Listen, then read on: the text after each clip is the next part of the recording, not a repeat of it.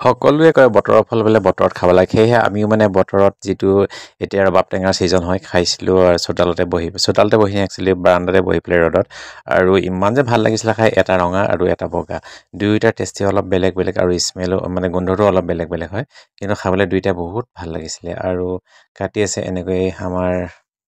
ভণ্টি দুগৰাকী ৰবাব টেঙাটো চকলীয়ালেহে দেই যিহেতু চকলীয়া খাই ভাল লাগে আৰু কুটিয়ালে ইমান এটা ভাল নালাগে আৰু লগতে এফালে কলপাত কাটি আনি পেলাই সকলোৰে কাৰণে কাটিছে সৰু সৰুকৈ আৰু আজি কলপাততে খোৱা হ'ব যিহেতু কলপাতত খাই খোৱা আমেজে আপোনালোকক খাই চাব এই বছৰ মানে কলপাতত তেনেকৈ কাটি পেলাই কিমান যে মস্ত টেষ্টি লাগিব মজা লাগিব নহয় জানো বাৰু আৰু ভিডিঅ'টো সম্পূৰ্ণ চোৱাৰ বাবে আপোনালোকলৈ ধন্যবাদ জনালোঁ আমাৰ এই সৰু ভিডিঅ'বোৰ যদি ভাল লাগিছে এটা লাইক কমেণ্ট শ্বেয়াৰ কৰিবলৈ নাপাহৰিব লগতে নতুন চাইছে যদি ছাবস্ক্ৰাইব কৰিবলৈ নাপাহৰিব আৰু যদি ফেচবুকত চাইছে ফ'ল' কৰি দিবলৈ নাপাহৰিব তাকে এবাৰ অনুৰোধ জনালোঁ আৰু এটা নতুন ভিডিঅ' পুনৰ লগ পোৱাৰ আশাৰে আজিলৈ আহিছোঁ নমস্কাৰ অকলশৰীয়া